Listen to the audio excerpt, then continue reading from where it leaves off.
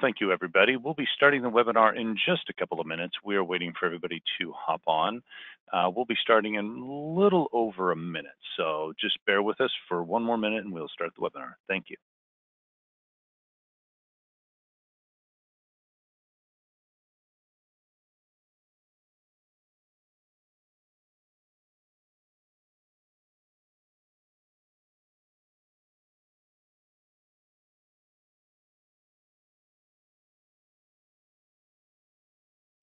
Well, thank you, everybody, for attending today's webinar, which is one of the webinars in a series we're calling DevOps Live.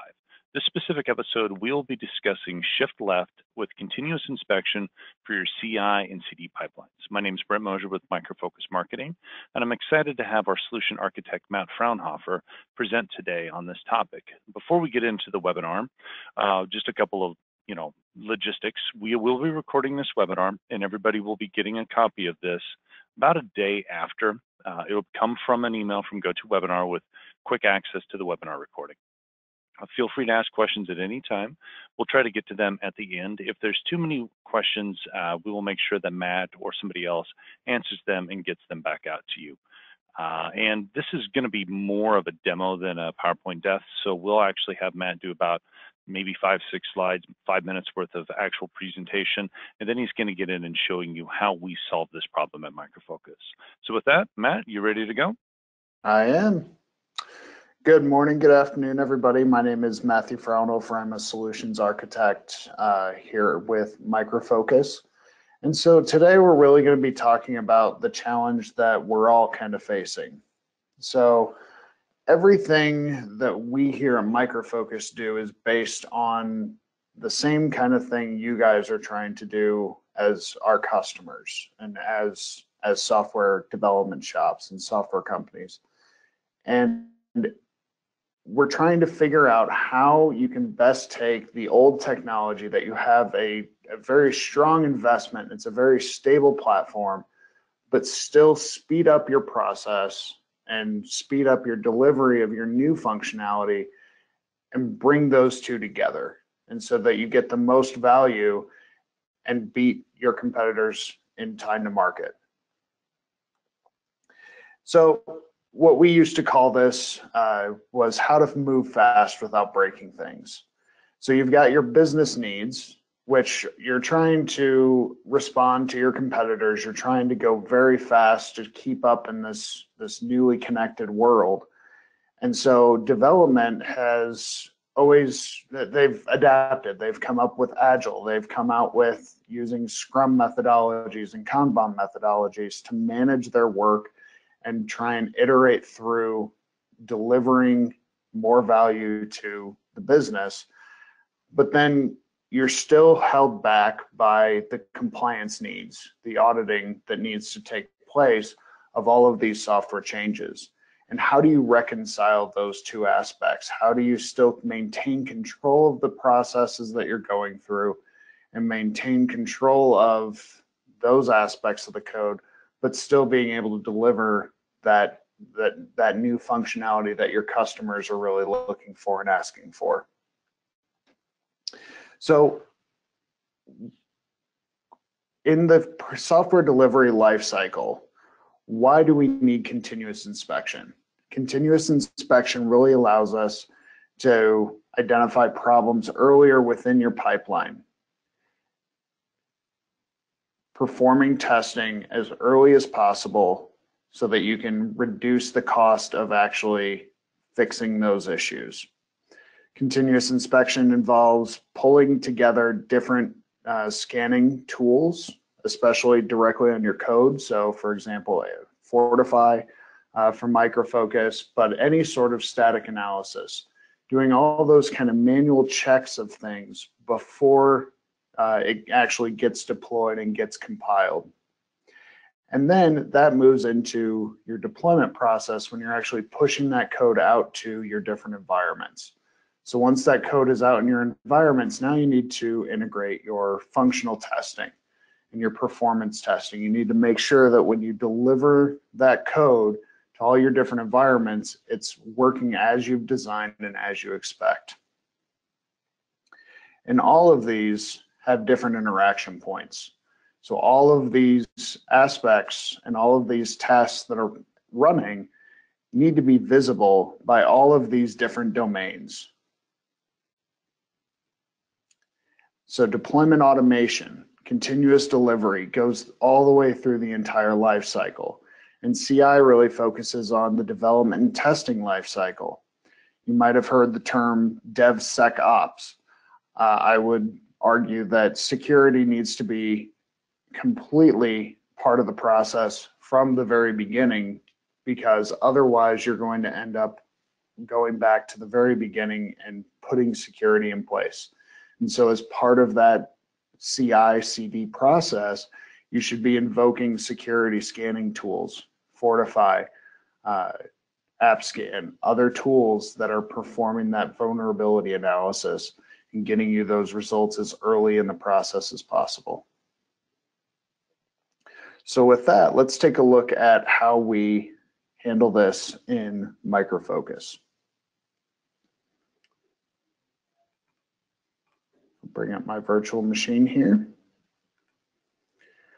So here we have just a basic Java file. So we've got our Tomcat application. We've got our file here, foo.java. So we're going to add a comment here just to invoke our CI pipelines.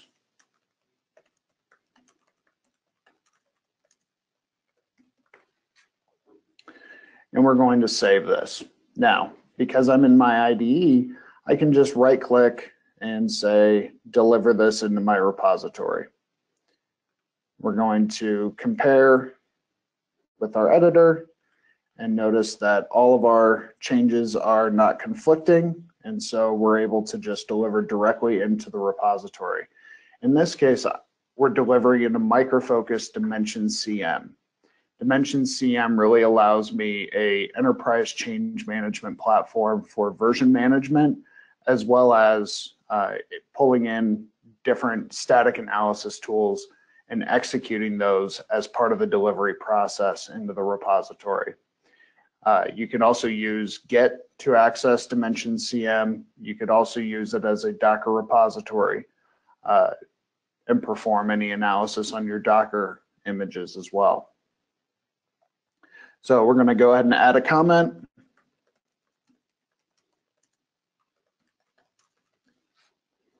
And we're going to hit finish. So now that we're delivering our changes into the repository, every time we deliver, we're going to kick off a static analysis chain within the Pulse interface of Dimension CM. So if we go here, we've got our Qlarious product set. And we're going to refresh the screen here. And you're going to see that we have some activity going on. So we've already run our analysis chain on that change that was recently made. And if we go take a look at our change set graph, you can see a visual representation of what has happened over the past couple days. So we've been delivering some changes since Wednesday and even the past 89 days. And we can actually go in and see these different change sets and what files were changed. So if we click on this latest change set, we'll go into the peer review that is being executed. And you can see that the different activities that have occurred. So we added a comment. We've got a build running, which is going to kick off our deployment. But then we've also run our static analysis chain.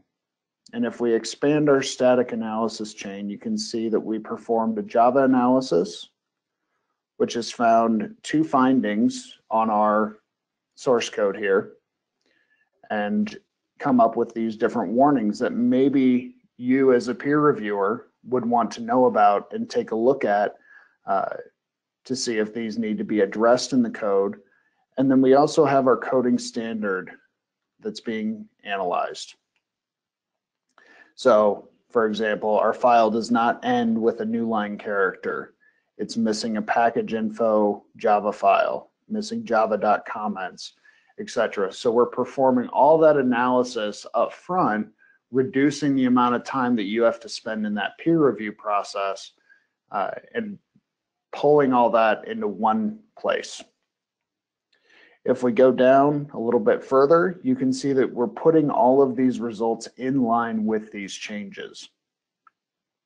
So you can see exactly which line all of these errors and warnings have occurred on, and you can actually make direct inline comments on all of these changes. So we could say that 20 is a magic number, and so now I want to say this needs, if I could type, this needs to be changed. And we'll add that comment directly into the peer review, and this will get sent back to that developer, allowing them to see the results of the static analysis that has occurred, as well as the peer review process that has occurred, and the actual human interaction with this.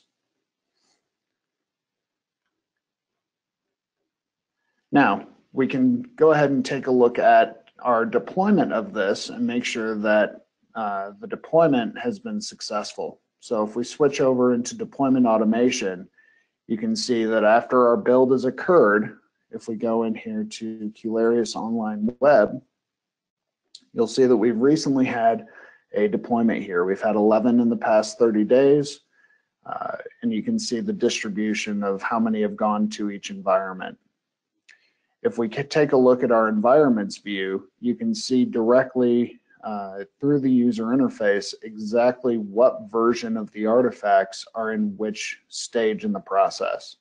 So we have version 218 that was just built for the application component, and it's going to work its way through the different stages in the environments.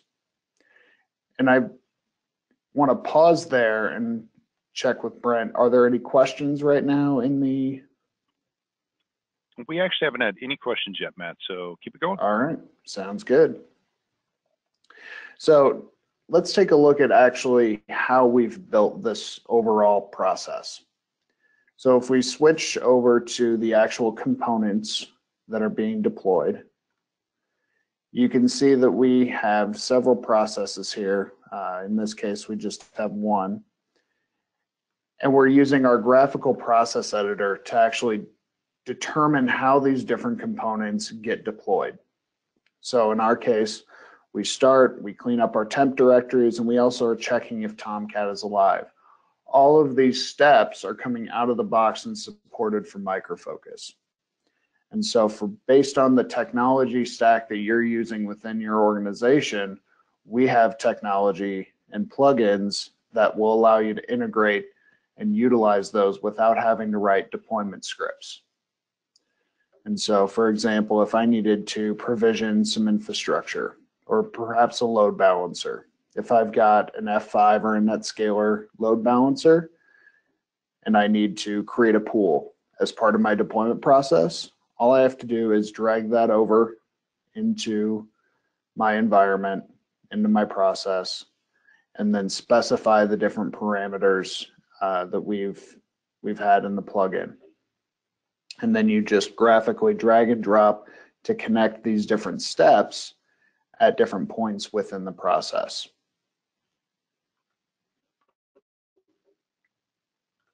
Now, we also have plugins available to provision infrastructure as well.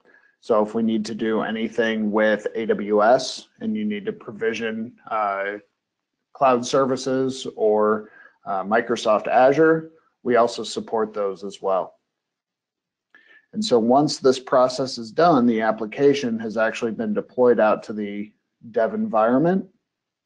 And we now have a approval waiting for us to go into the UAT environment. So as part of this shift left concept, this deployment process has also invoked our testing tools. So we go through, we deploy the application, and once the application is deployed, we begin that functional testing aspect of quality assurance. And so we would invoke perhaps StormRunner Functional, Silk Central, even directly Selenium. And you would execute those different testing frameworks on that newly deployed application. Once those results come back, that will depend and determine whether this deployment in a particular environment has succeeded or not. In our case, it has succeeded, and so we're going to go ahead and move this automatically to the UAT environment. So we're going to go ahead and approve. That has approved this. And now the deployment begins in the UAT environment. And then again, we're going to perform that automatic testing. Perhaps it's either less or more depending on your organization's standard, but at every point in the life cycle, you should be doing some sort of testing, whether it's performance testing, whether it's functional testing, to make sure that the applications are indeed actually performing to the standards in which you have put in place and expect.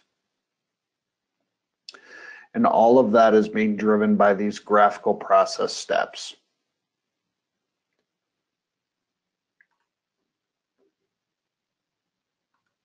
Now, how did we configure that continuous inspection toolchain that we saw earlier that was running?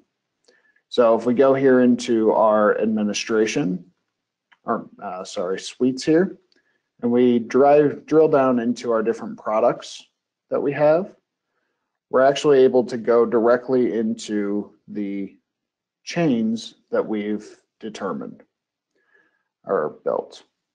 So we can go into our build chain and we take a look at the configuration.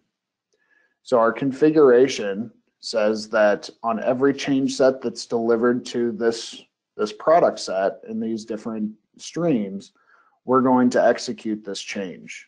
We're going to analyze all the stream content, which means all the files that are located in the repository, and then those different steps that we want to perform. So in our case, we're using Pulse to call Jenkins first, and we're going to go execute a Jenkins job, and then we're going to execute a deployment process within deployment automation. Now, of the static analysis chain, if we take a look at those steps, we're actually using PMD to run our Java analysis, and we're specifying different options to go and rule sets for the code to be evaluated against.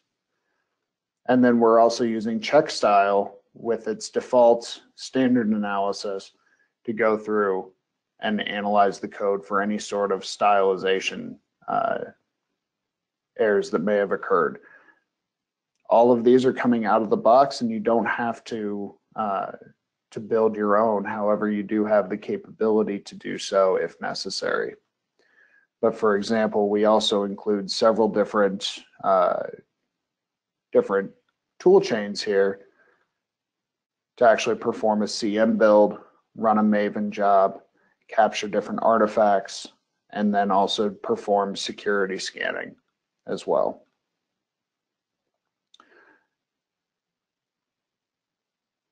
So with that, do we have any questions? We don't really have any questions, but I've got a couple of saying you're doing a great job, so keep it going. All right. So when we have all of these results aggregated into one place, you're able to see the exact activity for this product. So for our Cularius product here, you can see all of the activity that has occurred through this process, and it's all aggregated into one spot. Now, a common question is, how do you actually integrate this into your operations team? So within deployment automation, you have several plugins to actually integrate to your ITSM tools. So for example, during my deployment to production, if something fails, we need to create an ITSM oriented ticket. We need to create an incident perhaps, or maybe we need to update a change request at the end of our deployment process to actually say that, hey, this change request has been fulfilled because the deployment has succeeded. And so all of that can be done through the deployment process and truly orchestrating the entire end-to-end life cycle. And these don't have to be targeted at just distributed applications. So we recognize a lot of our customers both have both distributed product technologies as well as mainframe. And so when you have mainframe, deployment automation actually allows you to run a native z/OS agent and perform operations directly on the mainframe, as well as integrating with ChangeMan CMF from Micro Focus as well. So if we take a look at our process again, we'll go ahead and take a look at our ITSM processes. So for example, we have a plugin loaded here for Remedy. We can create different entries within Remedy. We also have plugins available for ServiceNow, SBM, for any Micro Focus customers using SBM for their service management needs. And soon now with our newfound brethren within Micro Focus, ITSMA, and HP Service Manager products as well.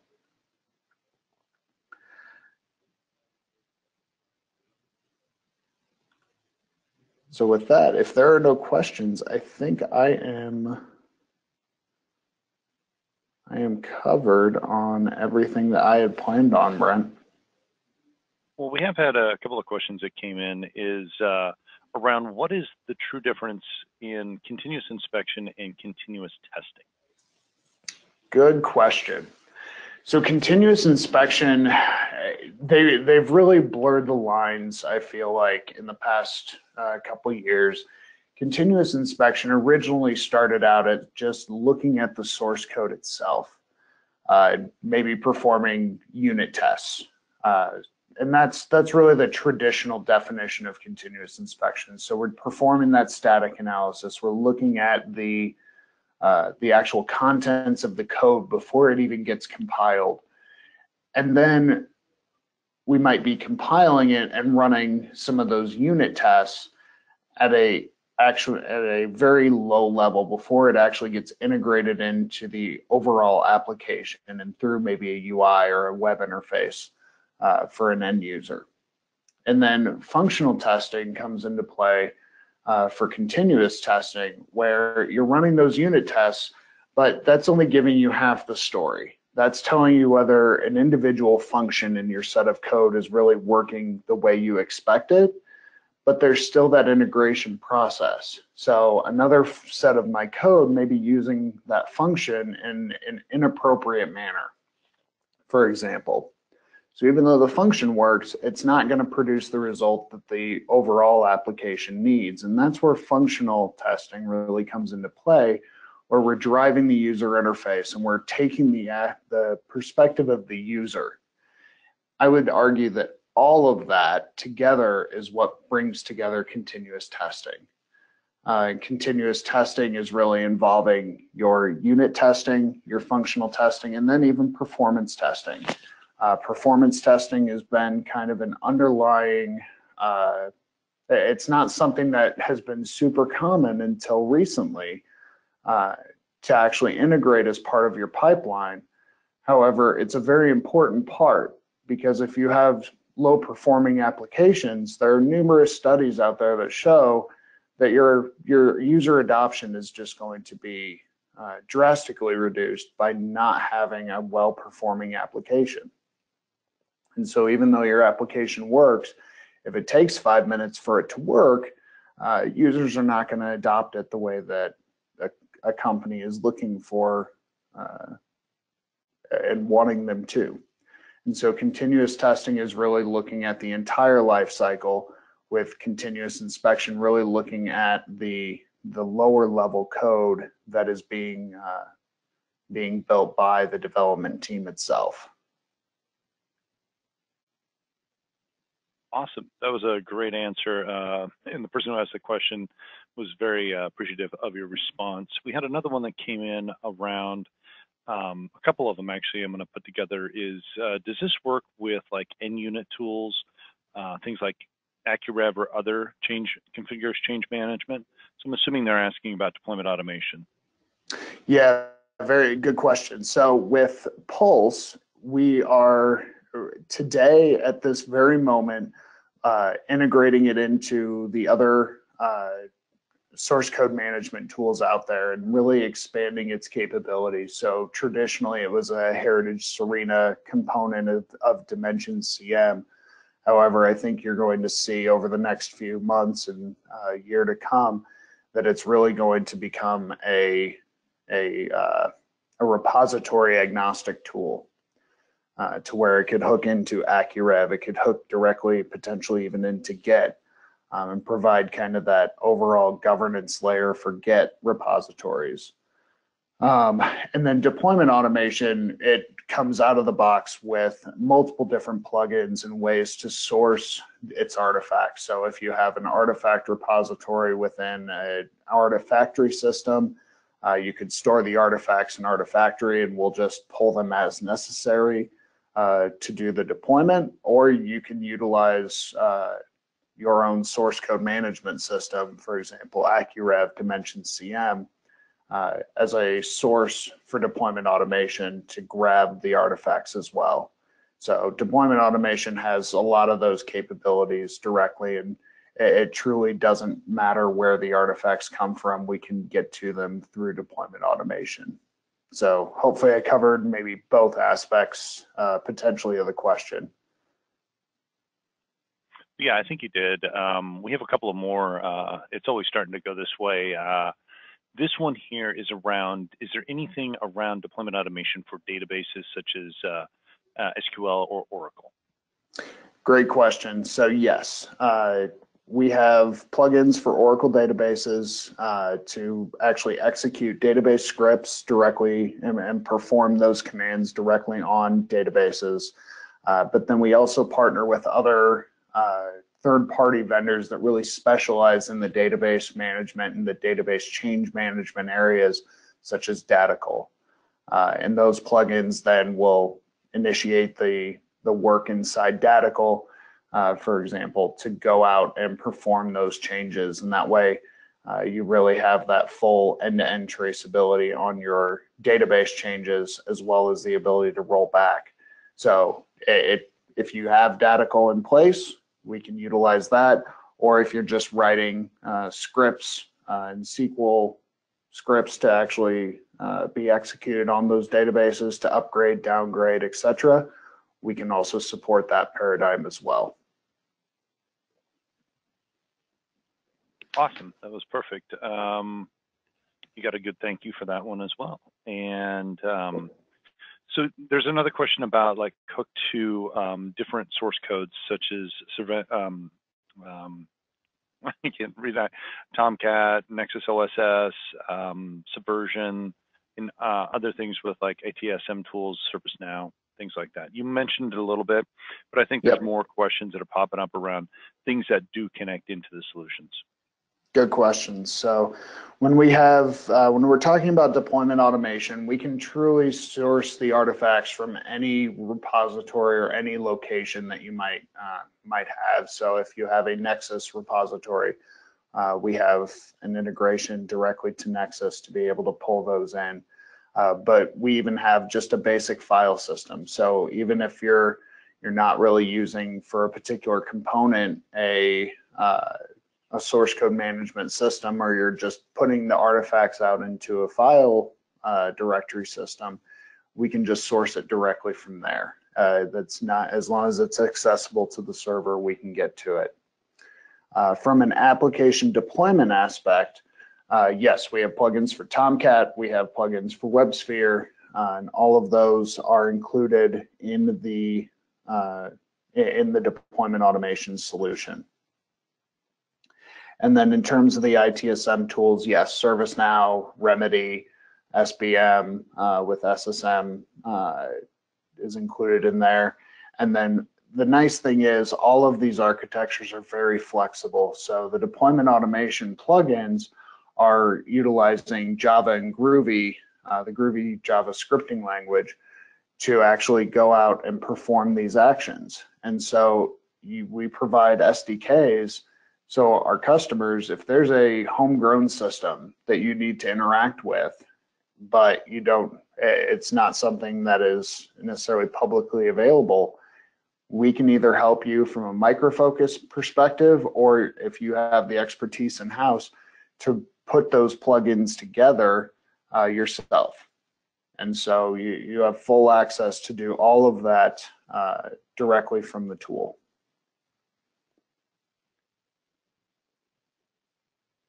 Awesome. I think that's all the questions we have, Matt. Once again, thanks for the great presentation and the good Q&A. If there's no more questions, I think we are done with the webinar, and thank you everybody for attending today's webinar. Oh, we got another one.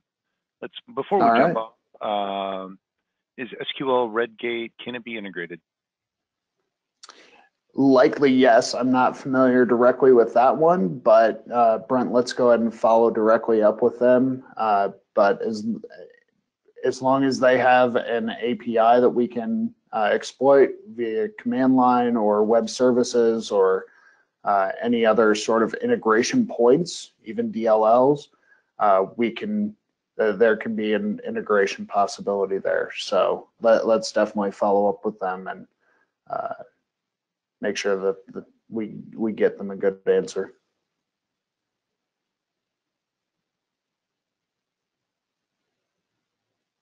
Excellent. Well, once again, thank you everybody, and we will look for more information about upcoming webinars that we will have around the DevOps Live series. And thank you, and everybody have a great day. All right. Thank you very much, everybody.